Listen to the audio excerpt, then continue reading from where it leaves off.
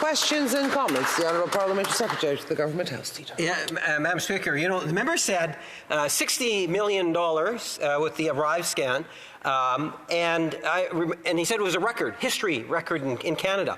That's just not true, Madam Speaker. All he needs to do is to take a look at the ETS scandal, which was $400 million. $400 million is more than $60 million.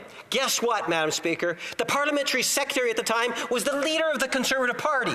Now, he makes reference to ministers and parliamentary secretaries being plants. I would suggest to you maybe the leader of the Conservative Party is a dandelion, a dandyweed, you know, one of those yellow weeds that we pull all the time. Madam Speaker, I think the leader of the Conservative Party might be a little offended by his colleague calling him a plant, and I'm wondering if he would like to retract those words. At the same time, maybe indicate how he believes people should be questioned that are called to the bar.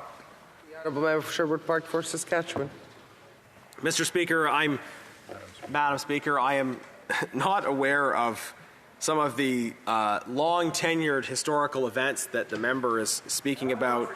I'm a relatively young member of the House, Madam Speaker, so events before a certain date are even before my time. I think it is pretty rich for Liberals after 8 years in power to always want to draw our attention to things that happened in decades past.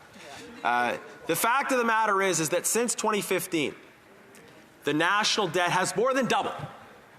More than half of our national debt is the responsibility of this Prime Minister. And that's why we are now spending more on debt servicing than we transfer for health care. Outrageous, out-of-control spending under this government. The $60 million for the Arrive scam scandal is important. But that's part of a larger pattern of cost, of crime, of corruption. And I mentioned some of these numbers in my speech. Over 600 companies just doing staff augmentation. It's out of control. We have to give time for other questions.